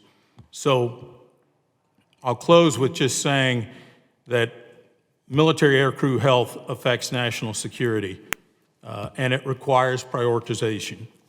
We must address the health risks from the unique working environment by allocating resources and a thorough investigation and mitigation. And so, to that end, the ACES Act is essential, and I appreciate your support and advocacy and the opportunity to speak with you today. Thank you. Thank you, Stacker. Dr. Morrison, you want to make a point? Thank you, Ranking Member Takano. I just want to start by thanking all the testifiers for being here today. I'm the wife of an Army combat veteran. I was not in the service. I'm an obstetrician gynecologist. I know how to work hard. I've done my fair share of 36 and 48-hour shifts over the course of my career. But I did not put on the uniform and put my life on the line for my country. And so I just want to express my profound gratitude to all the veterans and their families in the room today. Your testimony is heartbreaking and infuriating, honestly. And it gives us, I think, a real sense of urgency for the work that we have to do to prevent the deep cuts that are being proposed to many different areas. VA, of course, being an obvious one, but also CDC and NIH. And so I guess I really appreciate it. Ms. Ferran, or is it Dr. Ferran? Dr. Ferran. I really appreciated the way you really laid out the comprehensive list of occupational exposures that our military and their families are exposed to. So I guess my question to you is, do you think we should be doing more research or less research into these issues? Researcher, so the... Just hold your hands. Senator Blumenthal has to depart. I'm going to let you answer the question. But I just want to thank Senator Blumenthal.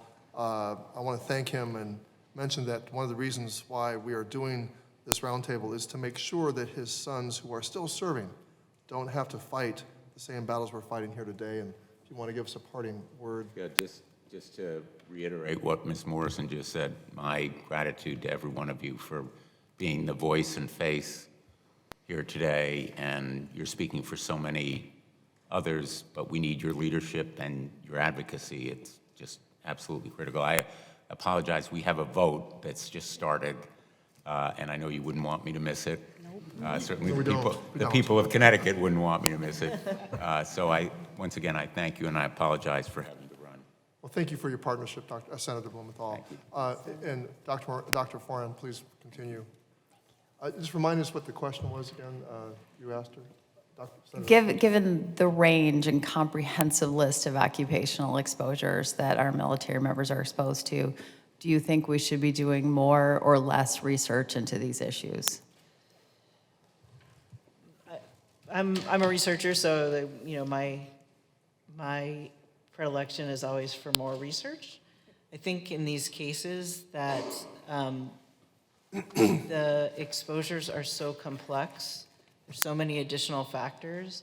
I think the research benefits in terms of what it might find, but also benefits just in terms of identifying the necessary data in order to put the pieces together.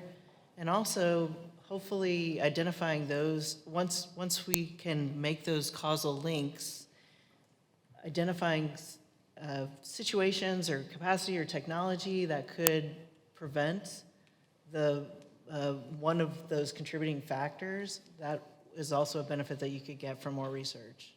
So I think there's an opportunity there to help going forward, as well as provide information for all of these folks who are going through this right now. I suspected that might be your answer, and I appreciate that. And I just reiterate, I think it adds urgency to our work to do what we can, not only to prevent the proposed cuts, but hopefully to add to our research budget. Thank you. Thank you. Thank you, Dr. Morrison. I want to move on to recognize Jake. Go ahead, Jake.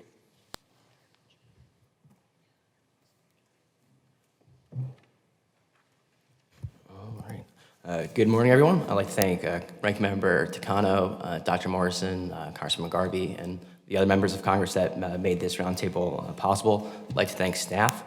I'd like to thank my colleagues here for sharing their stories. It really helps put a person's face to the issue so they're just not numbers.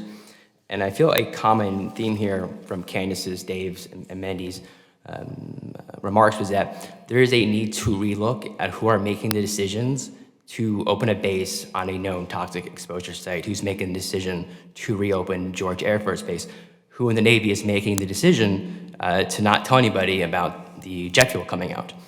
To me, it's alarming when we look at how we evaluate or who signs off on, say, a drone strike at a terrorist if there's potential civilians or a conventional military strike. That goes up all the way to the Secretary of Defense or the CIA director. I think there has to be people more higher up who have that kind of accountability. I feel should be the ones making that decision.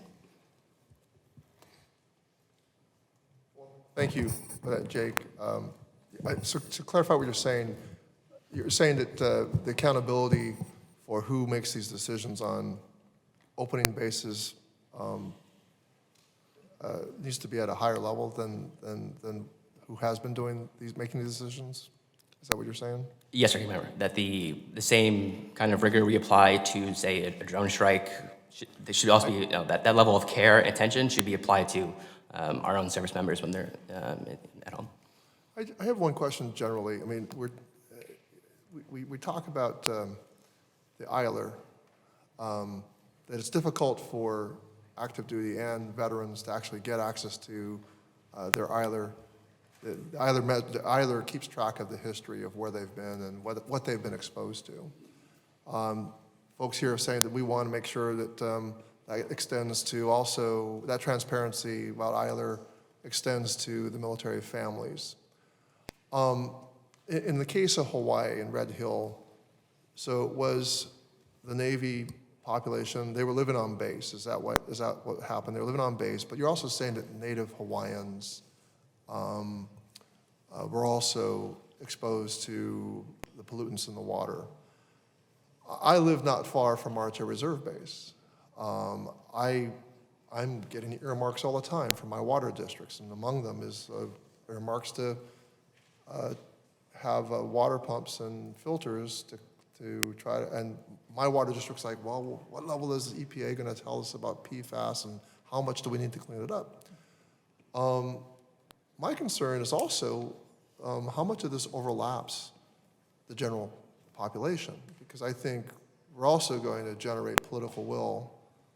Like, we're going to generate political will just because people feel an obligation to our veterans. They don't like seeing our veterans short-shrifted. And I feel we can generate that will. We did so with the PACT Act, and I think we can expand, Stacker, this concern to the wider, that we didn't include everybody. My concern, though, is how much should we be turning up the heat in terms of what's going on with what the military has done with the general public? Like, how much of the general public has been exposed to this? If I may, sir, a couple great points. So Red Hill Underground Bulk Fuel Storage Facility is the largest underground fuel facility. It's built 100 feet above Oahu's sole clean water aquifer. You know, the military occupied by force many, many years ago, if you know the history of how we came to be in Hawaii. There were parts of the land and neighborhoods that we occupied that we have since given back to the people of Hawaii, but we didn't change out the plumbing system. So when I say 93,000 people, predominantly military families, there are several neighborhoods that are occupied now by Native Hawaiians. And so not only has the Navy been, or has lacked professionalism or been a good steward of the profession, but they've been a poor steward of the environment as well.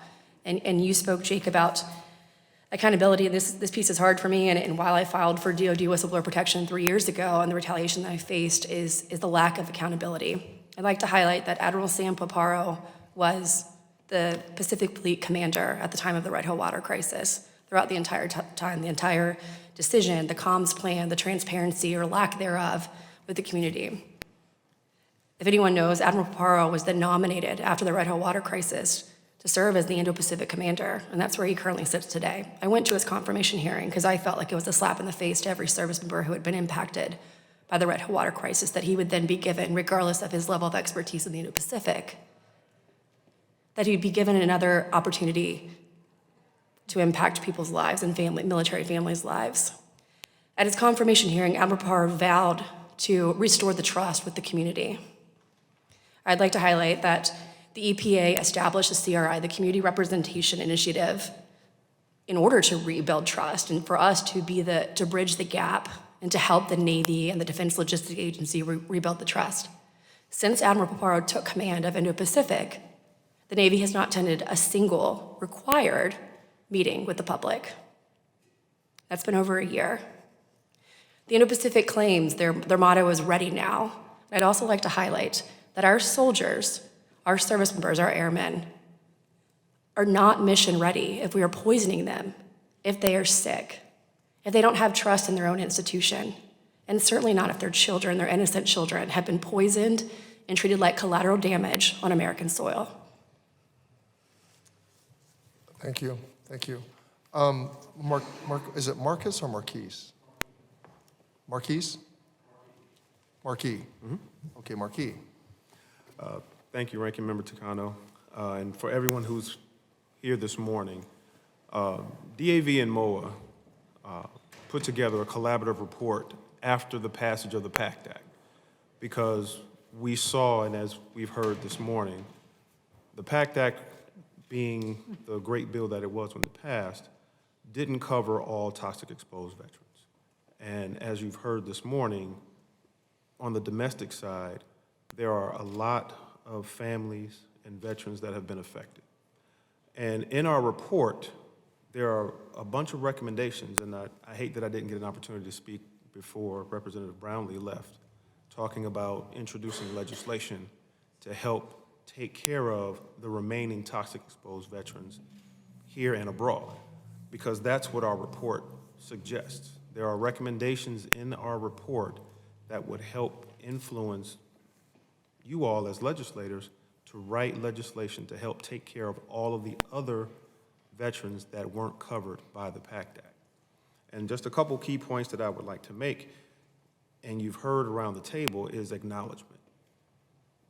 When things happen, DOD being able to acknowledge the fact that it happened, from Red Hill to California to Nevada to wherever the toxic exposure has taken place. Acknowledgement is the key. Once it has been acknowledged and recognized that an event has taken place, now we can move on to the next steps. The next steps include the research. We've heard people talk about research around the table, with whether it be NASEMS or any other academies that are doing the research where people are going and talking about their conditions, talking about what's happening to them personally, or talking about what has happened to their families or in their communities. The research also helps drive what should come from you all in Congress as the legislation. When you hear your members talking about, I have cancer, my family has cancer, my battle buddies that I serve to the left and the right with have ailments and conditions as well, and we all have this one thing in common of where we served or where we were.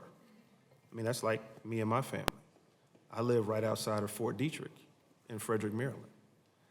Luckily, hopefully luckily, where I live in Frederick is on the opposite side of where a lot of medical research took place on Fort Detrick, but there were some contaminants that leaked out there. And when I first moved to that area, there was a huge lawsuit going on against Fort Detrick about families having high cancer rates that lived on the southern portion or just outside of the southern portion of the base. Luckily, where I live is on the northern side of the base. But still, the research is there where families took in information and took in their evidence saying not only did the service member have cancer, but families were affected as well. So research is a key driver as to what should happen with the new legislation that's in our report that we're talking about. And then the other thing is what we're doing right now. This roundtable with VSOs, MSOs, and other organizations that are being affected, putting together a group and regularly sitting down and talking with us on a regular basis about what's going on is a point that we make in our report as well. And then the final component is strengthening the legal framework that goes into these presumptives that are necessary with the exposures that are out here, and shortening the timetable in which it takes from the acknowledgement to the backing up with the research to the information from the service members and their families, to finally reducing that time frame to getting the presumptives passed. Currently in our report, we talk about this whole process that I just named takes approximately 34 years. Listening to the stories around the table, you're hearing that timetable is way too long. things need to be done and legislation needs to be enacted to help reduce that time frame. That way, veterans, service members, and their families can be taken care of and get the health care and the benefits that they've earned. Thank you. Thank you for that, Marquis. I mean, I agree with you. You know, what powered the PACT Act 1.0 was the tremendous unanimity of the VSO community. And I believe there can be unity around this issue going forward. And one of the most powerful elements of the PACT Act, the first PACT Act, is the presumptives that we did establish, so we don't have to wait 23 years for the research to be there so that we can connect the dots incontrovertibly. We made some reasonable assumptions about exposures and said, hey, these 23 presumptions, which are really more like 300 separate conditions, they're silos, the 23 silos of conditions really equate out to more like 300, right? 300 separate kinds of presentations of afflictions. So we've established an approach, and it's been put into law. We have to defend, like I said in my opening statement, we have to defend it.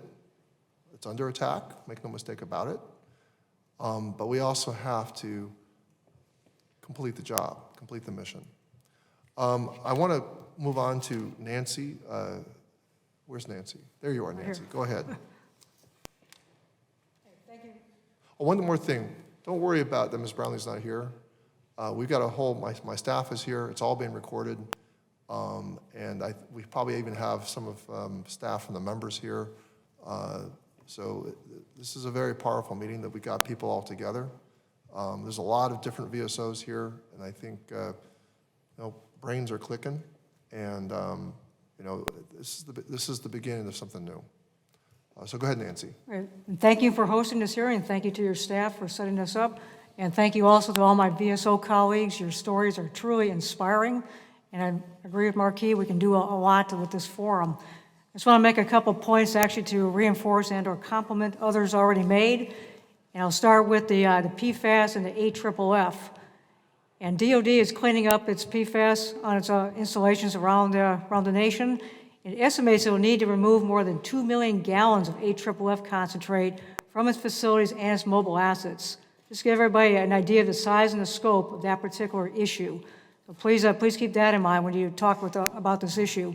Now, though DOD is moving away from AFFF to safer compounds for firefighting, it did use it both for emergency response and training on base.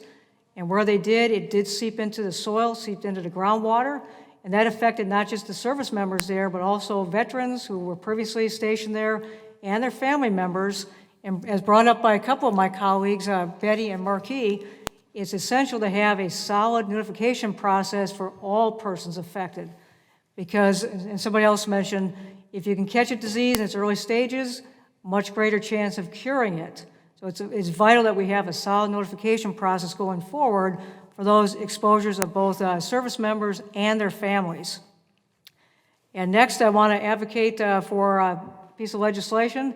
Last session, VFW supported H.R. 4306, the Michael Letchick Military Firefighters Protection Act.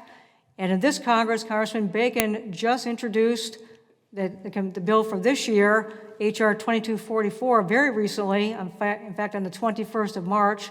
So we will likely support this bill. And what that would do is establish presumptives for those military firefighters, ease that process to get their benefits, get their health care, and take care of that particular group. And last, just an overarching comment. We've talked about the PACT Act, several times, obviously, during this forum. And one of the things in the PACT Act is that presumptive decision process. And when I visited you, Congressman, during our Washington week, the first part of March, we talked about Congress hosting an oversight hearing, call VA in and evaluate how they're administering their presumptive decision process. Because actually, it's a fairly new process. I mean, the PACT Act was only signed a couple years ago, and it's a good time right now to evaluate how is this going. Is it going the way that we thought it would? Is it going the way it's written in law? And if not, what kind of changes do we need to make right now to make it more effective? And also evaluate how well VA is resourced to carry out that program.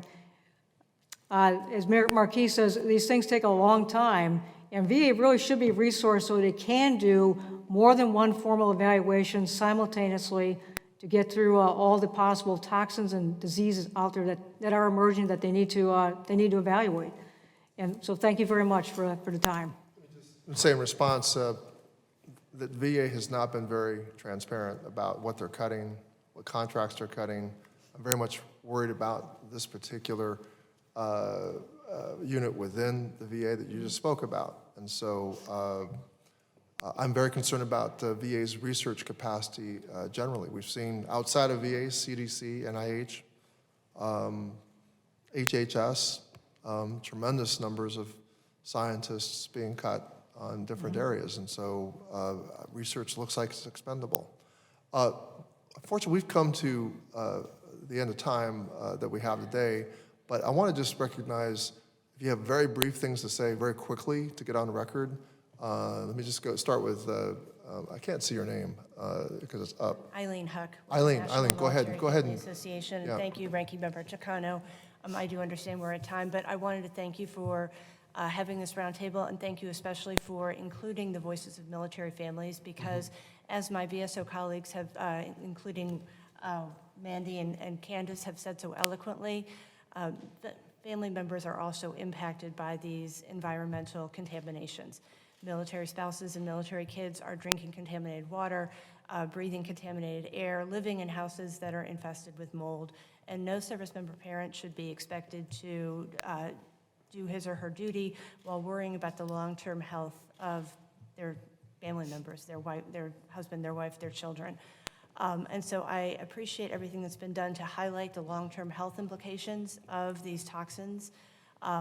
We think that more needs to be done to increase transparency and accountability for both the services and after the service member leaves the service, so that those family members who have had long-term health impacts can be aware of what their risks are and get the support and services that they need.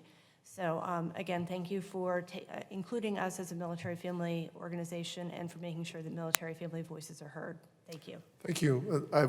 Dr. Foran's testimony about the need to track, the need to do all the prevention work, and we need the medical records all sort of tied together. We'll let Jared Hayes have the last word here. Thank you again so much for organizing this discussion. It's been great. I just wanted to say as the last point that contamination does not respect baselines and base boundaries. It seeps into our communities across the country. And the longer that we take to deal with it, the more people will be exposed and the more it's going to cost to clean up. Thank you. That was the big point lingering in my head as to how we generate even greater public support for what we got to do to clean up and to track and to address. So thank you all. Thank everybody for being here today. All the trouble you went through to get here, and we've got work to do, obviously, and we're going to do it. Thank you. Thank you. Thank you.